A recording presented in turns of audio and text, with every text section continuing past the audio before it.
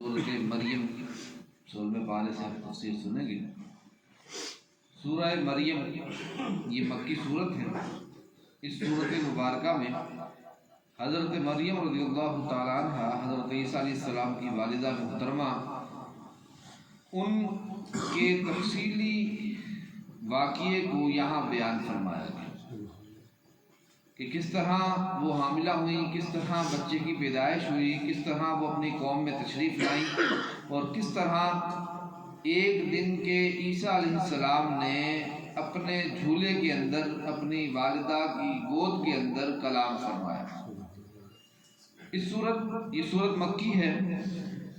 اس صورت مبارکہ کے آغاز میں اللہ عز و جل ارشاد فرماتا ہے کہ اللہ عز و جل خود ہی ہر چیز کا سننے والا ہے اور وہ نداؤں کو سماعت فرماتا ہے۔ حضرت زکریا علیہ السلام کے واقعے کو بیان فرمایا۔ حضرت زکریا علیہ السلام اللہ کے نبی، وہ کافی عمر کے ہو گئے، ان کی زوجہ محترمہ بھی ضعیف ہو گئی، ان کی اولاد نہیں تھی، تو ان کے دل کے اندر خواہش تھی کہ اولاد ہو اور دعا کیا کرتے تھے کہ اے باری تعالیٰ مجھے فرزند عطا فرما، وارث عطا فرما۔ تو فَهَبْ لِي مِن لَّدُنكَ وَلِيًّا، اپنی طرف سے مجھے کوئی میرا وارث عطا فرما۔ تو اللہ عز و جل نے آپ کو زکریا کو حضرت یحییٰ علیہ السلام کی خوشخبری عطا فرمائی۔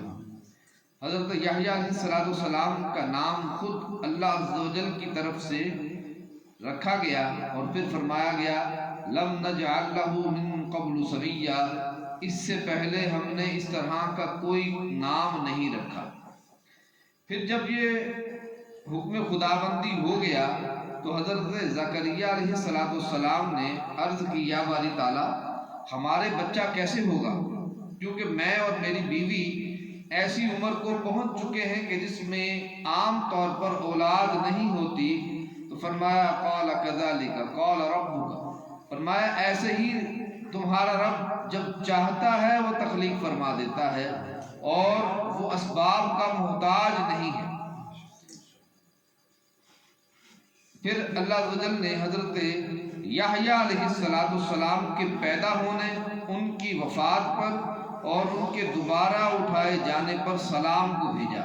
فرمایا وسلام علیہ یوم ولد ویوم یموت ویوم یبعث حیا، کہ یحییٰ پر سلام ہو جس دن وہ پیدا ہوئے، جس دن ان کا وصال ہوگا اور جس دن وہ قیامت کے دن دوبارہ زندہ اٹھائے جائیں گے۔ یہاں دوسرے رکوع میں پھر حضرت مریم رضی اللہ تعالیٰ عنہ کا ذکر خیر شروع ہوتا ہے۔ حضرت مریم نبی نہیں ہے، انبیاء اکرام میں کوئی بھی عورت نبی نہیں گزری، اس لیے ان کا نام جب لیا جائے تو مریم علیہ السلام نہ کہا جائے بلکہ مریم رضی اللہ تعالی عنہا کہا جائے، کیونکہ علیہ السلام کا جو کلمہ ہے وہ انبیاء اکرام کے ساتھ خاص ہے۔ غیر نبی کو علیہ السلام کے کلمات سے یاد نہیں کر سکتے، تو اس لیے حضرت مریم کا جب ذکر ہو تو اس کے ساتھ عام طور پر لوگ علیہ السلام کہہ دیتے ہیں، جو کہ درست نہیں ہے، بلکہ کہا جائے حضرت مریم رضی اللہ عنہا، یعنی اگر کسی خاتون کا ذکر ہو تو ہا ضمیر استعمال کی جاتی ہے، اور اگر مرد ہو تو رضی اللہ عنہ۔ اسی طرح صحابہ اکرام میں جو مرد ہیں ان کے لیے انہو کہا جاتا ہے، اور صحابہ میں جو عورتیں ہیں ان کو انہا کہا جاتا ہے۔ یہ مذکر اور مؤنث کے پروناؤن یعنی ضمیر کے اعتبار سے فرق استعمال ہوتا ہے۔ اس کے بعد اللہ تبارک و تعالیٰ نے حضرت مریم کی طرف حضرت جبریل کے بھیجنے کو ذکر فرمایا کہ فَأَرْسَلْنَا إِلَيْهَا رُوحَنَا، ہم نے اپنے روح کو ان کی طرف بھیجا ایک آدمی کی شکل میں۔ تو حضرت مریم نے کہا قالت انی اعوذ بالرحمن منک ان کنت تقیا، کہ میں تجھ سے اللہ کی پناہ مانگتی ہوں۔ تو انہوں نے کہا کہ میں اللہ کا بھیجا ہوا رسول ہوں، یعنی قاصد ہوں، اور تمہیں ایک پاکیزہ اولاد دینے آیا ہوں۔ اس بات کو سننے کے بعد حضرت مریم نے تعجب کا اظہار کیا کہ مجھے کیسے اولاد ہو سکتی ہے، کیونکہ مجھے تو کسی آدمی نے چھوا تک نہیں۔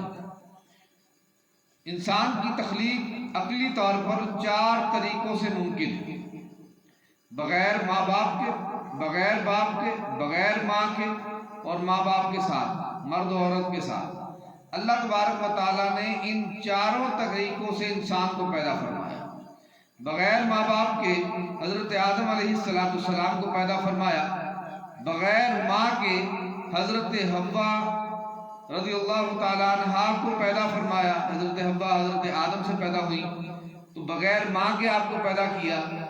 بغیر باپ کے حضرت عیسیٰ علیہ السلام کو پیدا فرمایا، اور مرد و عورت کے ساتھ عام طور پر بچے پیدا ہو گئے۔ تو یہ جو عقلی طور پر 4 احتمال ہیں، رب کریم نے ہر طریقے سے انسان کو پیدا فرمایا، اور یہ واضح فرما دیا کہ اللہ تبارک و تعالی ہر چیز پر قادر ہے، وہ جیسے چاہے انسان کو پیدا فرما سکتا ہے، اپنی مخلوقات پر وہ قادر مطلق۔ پھر اللہ جل نے حضرت مریم کے واقعے کو تفصیل سے بیان فرمایا کہ آپ ایک کھجور کے تنے کے پاس گئیں اور اس کو ہاتھ لگایا، تو وہ جو کھجور کا تنا تھا جو خشک ہو چکا تھا وہ سرسبز ہو گیا، اس کو کھجوریں بھی لگ گئیں اور وہ نیچے بھی آ گیا، جس کو حضرت مریم نے استعمال کیا، کھایا۔ اور پھر رب نے فرمایا فَكُلِي وَاشْرَبِي وَقَرِّي عَيْنَا، اور فرمایا کہ کھاؤ پیو اور اپنی آنکھوں کو ٹھنڈا کرو، کہ اللہ جل تمہیں ایسے ہی عطا فرمانے والا ہے۔ پھر جب حضرت عیسیٰ علیہ السلام کی ولادت ہو گئی تو حضرت مریم پریشان ہوئی کہ اب کیا ہوگا، لوگ کیا کہیں گے۔ تو آپ کو وحی کی گئی کہ آپ نے کوئی بات نہیں کرنی، کچھ نہیں بتانا، صرف اشارہ کر دینا ہے اس بچے کی طرف کہ یہ خود بتائے۔ تو جب آپ اپنی قوم کے پاس آئی تو انہوں نے جب بچے کو دیکھا تو انہوں نے کہا کہ اے مریم یہ کیا ہے، اور آپ کا بھائی یا اخت ہارون، اے ہارون کی بہن، آپ کے والدین جو تھے وہ تو برے نہیں تھے۔ یعنی آدمی جب کوئی اس طرح کی بظاہر کوئی غلط کام کرے تو اس کے والدین کی طرف بھی اس کو منسوب کیا جائے کہ تیرے والدین تو اچھے تھے، تو نے یہ برا کام کیوں کرا۔ تو فرمایا، قرآن فرماتا ہے کہ لوگوں نے کہا کہ اے ہارون کی بہن تیرے والدین تو اچھے تھے، یہ تو نے کیا کیا۔ تو آپ نے اس بچے کی طرف اشارہ کیا، یعنی حضرت عیسیٰ علیہ السلام۔ انہوں نے بچپن میں 1 یا 2 دن کا بچہ تھا، انہوں نے کہا کہ قال انی عبد اللہ، میں اللہ کا بندہ ہوں، آتانی الکتاب، اللہ نے مجھے کتاب عطا فرمائی، وجعلنی نبیا، اور مجھے نبی بنایا۔ معلوم یہ ہوا کہ انبیاء کرام پیدائشی نبی ہوتے ہیں، نبوت جو ہے وہ اللہ جل پیدائشی عطا فرماتا ہے۔ ایسا نہیں کہ جب نبی اعلان نبوت فرمائے تو اس وقت سے نبی ہوتا ہے، بلکہ وہ پیدا ہوتے ہی نبی، جس طرح کہ حضرت عیسیٰ علیہ السلام نے فرمایا کہ وجعلنی نبیا، مجھے اللہ نے نبی بنایا، حالانکہ 1 دن کے بچے ہیں۔ تو معلوم یہ ہوا کہ انبیاء کرام علیہ السلام پیدائشی طور پر نبی ہیں، بلکہ اس سے پہلے بھی نبی، پیدا ہونے سے پہلے بھی نبی۔ اور پھر فرمایا کہ اللہ جل نے مجھے وصیت کی ہے کہ میں نماز ادا کروں، زکوٰۃ ادا کروں جب تک میں زندہ ہوں۔ پھر آپ نے خود اپنے اوپر سلامتی کو بھیجا، فرمایا مجھ پر سلامتی ہو جس دن میں پیدا کیا گیا، جس دن مجھے موت آئے گی، اور جس دن میں اٹھایا جاؤں۔ پھر فرمایا کہ یہ عیسیٰ بن مریم کے قول ہے، اور یہ قول بالکل برحق ہے، اس میں کسی قسم کا کوئی شبہ نہیں۔ بے شک تمہارا اور میرا رب، آپ نے فرمایا لوگوں کو کہ بے شک میرا اور تمہارا رب اللہ ہی ہے، اسی کی عبادت کرو، اور اس کی عبادت کرنا ھذا صراط مستقیم، یہی سیدھا راستہ ہے۔ اس کے بعد حضرت ابراہیم علیہ السلام کا کچھ ذکر خیر ہے۔ فرمایا وَاذْكُرْ فِي الْكِتَابِ ابراہیم إِنَّهُ كَانَ صِدِّيقًا نَبِيًّا، وہ سچے نبی تھے۔ تو ان کی سچائی کو یہاں بیان فرمایا گیا، اور اس کے بعد آپ نے اپنی قوم کو تبلیغ فرمائی، شیطان اور بتوں کی عبادت سے منع فرمایا، اور ایک آیت میں فرمایا یا ابت انی اخاف اے میرے والد مجھے خوف ہے کہ کہیں شیطان کی فرما برداری اور رحمان کی نافرمانی کی وجہ سے رحمان کا عذاب نہ آپ کو آ لے۔ یہاں ایک اہم بات، یا ابت، حضرت ابراہیم نے کہا اے میرے والد، حالانکہ اگر یہ بات دی جائے کہ ان کے والد بت پرست تھے تو یہ تو شرک ہے، اور شرک بہت بڑا نجاست ہے، بہت بڑی نجاست ہے۔ انبیاء کرام کا نسب نجاست سے پاک، یعنی شرک سے پاک۔ یہاں پر مفسرین فرماتے ہیں کہ اصل میں اس دور میں چچا کو بھی والد کہا جاتا تھا، تو یہاں پر آپ نے جو خطاب فرمایا ہے یا ابتی انی اخاف، اے میرے والد مجھے خوف ہے کہ کہیں رحمان کا عذاب نہ تمہیں لے لے، یہاں مراد ان کا چچا تھا نہ کہ حقیقی والد۔ انبیاء کرام کے والدین سارے توحیدی ہیں، سارے توحید پر تھے۔ انبیاء کرام حضرت آدم علیہ السلام سے لے کر حضور صلی اللہ علیہ وسلم تک کسی بھی نبی کے سلسلے میں کوئی مشرک نہیں گزرا، کوئی بھی مشرک نہیں گزرا۔ اسی وجہ سے نبی کریم صلی اللہ علیہ وسلم کے والدین کریمین کے ایمان کا بھی قول کیا جاتا ہے کہ آپ مسلمان تھے۔ مسلمان ہونے کی جو شرائط اس دور میں تھی وہ پوری تھی، اس لیے حضرت ابراہیم علیہ السلام نے اپنے چچا کو خطاب فرمایا۔ اس کے بعد حضرت موسیٰ علیہ السلام کا ذکر خیر ہے، ان کے بارے میں فرمایا وَاذْكُرْ فِي الْكِتَابِ مُوسَىٰ إِنَّهُ كَانَ مُخْلَصًا وَكَانَ رَسُولًا نَبِيًّا، کہ وہ مخلص اور رسول اور نبی تھے۔ معلوم یہ ہوا کہ رسول اور نبی ہونا دو مختلف منصب ہیں،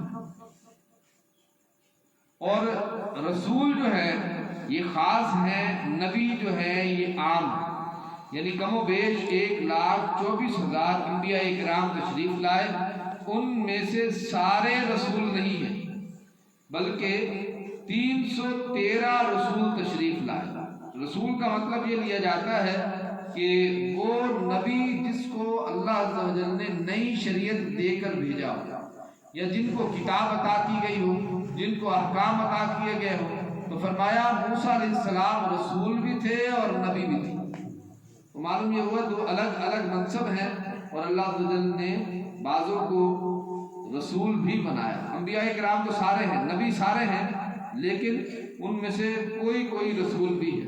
جس طرح فرمایا کہ ہارون علیہ السلام نبیًا، وہ نبی تھے، یعنی وہ رسول نہیں تھے، وہ نبی تھے۔ پھر حضرت اسماعیل علیہ السلام کا ذکر خیر فرمایا وَاذْكُرْ فِي الْكِتَابِ اسماعیل إِنَّهُ كَانَ صَادِقَ الْوَعْدِ، کہ وہ وعدے کے سچے تھے، وَكَانَ رَسُولًا نَبِيًّا، اور وہ رسول بھی تھے، نبی بھی تھے۔ حضرت اسماعیل علیہ السلام نے حضرت ابراہیم کے دیکھے ہوئے خواب کو پورا کرنے کے لیے جو کوشش کی، تو اس پر ان کو کہا گیا إِنَّهُ كَانَ صَادِقَ الْوَعْدِ، یہ وعدے کو سچا کرنے والے، پورا کرنے والے ہیں، اور یہ رسول بھی ہیں اور نبی بھی۔ پھر حضرت ادریس علیہ السلام کا ذکر خیر ہے، فرمایا إِنَّهُ كَانَ صِدِّيقًا نَبِيًّا، وہ اللہ کے سچے نبی تھے۔ تو ادریس علیہ السلام یہ نبی ہے، رسول نہیں ہے، اور فرمایا کہ ہم نے ان کو بلند مقام عطا فرمایا۔ پھر نوح علیہ السلام کا ذکر ہے، پھر حضرت ابراہیم علیہ السلام کی ذریت کا ذکر ہے۔ فرمایا ان سب نے اللہ جل کی ہی توحید کا بیان فرمایا، اور یہ سب اللہ ہی کی عبادت کرتے رہے، اور ایسے ہی نیک لوگوں کے لیے فرمایا کہ ہم نے جو عمل صالح کرے اور ایمان لے آئے، ہم نے اس کے لیے جنت تیار کر رکھی ہے، اور ان پر کسی قسم کا کوئی ظلم نہیں ہوگا، اور وہ جنت کا جو وعدہ ہے وہ وعد الرحمان ہے، رحمان کا وعدہ ہے، اور رحمان کا وعدہ کبھی تبدیل نہیں ہوتا۔ اس کے بعد حضرت اس پارے میں سورت طٰہٰ کا آغاز ہے۔ سورت طٰہٰ یہ مکی سورت ہے، اس کی ایک خصوصیت یہ ہے کہ اس میں حضرت موسیٰ علیہ السلام کے تفصیلی واقعے کو بیان فرمایا۔ پورے قرآن پاک میں اگرچہ حضرت موسیٰ علیہ السلام کا ذکر خیر کثرت سے آیا ہے، سب سے زیادہ جس نبی کا ذکر ہے وہ موسیٰ علیہ السلام ہے نام کے ساتھ، لیکن اس صورت مبارکہ میں تفصیلی واقعے کو ذکر فرمایا۔ پہلے تو کوہ طور پر آپ کو نبوت کی عطا کرنے کا ذکر فرمایا، اور معجزات کی عطا کا ذکر فرمایا، اور اللہ عز و جل نے ارشاد فرمایا کہ یہ وما تلک بیمینک یا موسیٰ، اے موسیٰ تیرے ہاتھ میں یہ کیا ہے؟ آپ نے فرمایا یہ ایسا ہے، میں اس سے بکریاں چراتا ہوں، پتے اتارتا ہوں اور بہت سارے بھی کام لیتا ہوں۔ تو اللہ نے فرمایا کہ موسیٰ اس کو پھینک، اس کو زمین پہ ڈالو۔ تو آپ نے جیسے ہی زمین پہ ڈالا تو وہ اژدہا بن گیا، سانپ بن گیا۔ تو فرمایا قال خذها ولا تخف، اس کو پکڑ لو اور ڈرو نہیں کہ یہ پہلی صورت پر واپس آ جائے گا۔ جیسے ہی آپ نے اس کو ہاتھ لگایا تو وہ دوبارہ عصا کا عصا، لاٹھی کی لاٹھی۔ اور اسی طرح آپ کو ید بیضاء کا ایک معجزہ عطا فرمایا گیا، اس کا ذکر ہے۔ حضرت موسیٰ علیہ السلام کی زبان میں ایک لکنت تھی بچپن کے واقعے کی وجہ سے، تو اس کو دور کرنے کے لیے دعا کی گئی۔ کہا قال رب اشرح لي صدري ويسر لي امري واحلل عقدة من لساني يفقهوا قولي، اے اللہ میرے سینے کو کھول دے، میرے معاملے کو، میرے امر کو آسان فرما دے، اور میری زبان کی گرہ کو کھول دے اور میرے قول کو واضح فرما دے۔ اس لیے فرمایا کہ اگر کسی کی زبان میں کوئی لکنت ہو یا اس کو یاد نہ ہوتا ہو، یاد ہو کر بھول جاتا ہو، تو یہ حافظے کے لیے بہترین دعا ہے، جامع دعا ہے۔ اور اسی طرح قرآن پاک پڑھنے سے پہلے، دینی کتب پڑھنے سے پہلے یا کوئی بھی علم کی بات پڑھنے سے پہلے اگر ان آیات کا ورد کر لیا جائے تو رب کریم کی رحمت سے امید ہے کہ وہ چیز اس کو یاد رہے گی یا جلدی یاد ہو جائے گی۔ تو اس لیے جن چیزوں کے بھول جانے کا خوف ہو، اس سے پہلے اگر ان کلمات کو، ان آیات کو پڑھ لیا جائے تو رب کریم اس کے سینے کو کھول دیتا ہے اور وہ حافظہ مضبوط کر دیتا ہے۔ اس کے بعد حضرت موسیٰ علیہ السلام کو تابوت میں ڈال کر پانی میں ڈالنے کا ذکر ہے۔ یہ بات کہاں سے آئی؟ اللہ تبارک و تعالیٰ نے ان کی والدہ کے دل میں یہ بات ڈال دی۔ انہوں نے ایک صندوق میں آپ کو بند کیا اور دریائے نیل میں بہا دیا، اور وہ آپ کو بہتے بہتے فرعون کے محل کے قریب آ گئے، وہاں ان کو لے لیا گیا اور آپ کی پرورش فرعون کے دربار میں ہونے لگ گئی۔ پھر آپ کی والدہ کو فرعون کے دربار تک رسائی کا ذکر ہے کہ موسیٰ علیہ السلام کی حقیقی والدہ نے ہی آپ کو دودھ پلایا۔ ہوا یہ کہ جب بچہ دربار میں پہنچا یعنی موسیٰ علیہ السلام، تو اب اس بچے کو دودھ پلانے کی ضرورت تھی، تو بہت ساری عورتوں نے حضرت موسیٰ علیہ السلام کو دودھ پلانے کی کوشش کی۔ تو آپ کی بہن بھی اس دربار میں موجود تھی۔ انہوں نے کہا کہ میں ایک ایسی عورت کو جانتی ہوں کہ اگر اس عورت کو لایا جائے تو شاید یہ بچہ اس کا دودھ پی لے۔ پھر انہوں نے کہا کہ لے آؤ۔ تو آپ یعنی آپ کی بہن جو تھی وہ آپ کی حقیقی والدہ کو دربار میں لے گئی اور موسیٰ علیہ السلام نے ان کا دودھ پیا۔ تو اس طرح اللہ تعالیٰ نے فرمایا کہ ہم نے ان کی آنکھوں کو ٹھنڈا کیا اور ان کو ان تک ملا دیا۔ پھر اس واقعے کو تفصیلی طور پر بیان فرمایا گیا۔ اس کے بعد حضرت نوح علیہ السلام کا کچھ ذکر خیر ہے۔ اس کے بعد پھر حضرت موسیٰ علیہ السلام کا بنی اسرائیل کو لے کر جانے کا کچھ ذکر ہے، کوہ طور پر جانا اور وہاں پر آپ کو ندا کا ہونا اور وہاں آپ کے لیے معجزات کا ذکر، اعلان نبوت کا ذکر، ہارون علیہ السلام کو آپ کے ساتھ کرنے کا ذکر، آپ کا خلیفہ بنانے کا ذکر، اور پھر کچھ ذکر سامری کا، اس بچڑے کو بنا کر اس کی عبادات کروانے کا ذکر، اس قوم پر پھر عذاب کا ذکر کہ جنہوں نے بچڑے کو معبود بنا لیا۔ ایک اہم ترین چیز کہ بعض لوگ اپنی روزی میں تنگی کا شکایت کرتے ہیں، اس کا ذکر فرمایا کہ اس کی وجہ کیا ہے؟ وَمَنْ أَعْرَضَ عَنْ ذِكْرِي فَإِنَّ لَهُ مَعِيشَةً ضَنْكًا، کہ جو ہمارے ذکر سے اعراض ہوتا ہے یعنی ذکر سے روگردانی کرتا ہے، ذکر نہیں کرتا، اللہ کی یاد نہیں کرتا، تو فرمایا اس کے لیے اس کا رزق تنگ کر دیا جاتا ہے۔ تو رزق میں تنگی کی بہت بڑی وجہ یہ اللہ عز و جل کے ذکر سے دوری۔ اللہ کا ذکر کیا ہے؟ نماز، قرآن پاک، ذکر و اذکار، اس کے احکام پر عمل نہ کرنا، یہ اس سے دوری ہے۔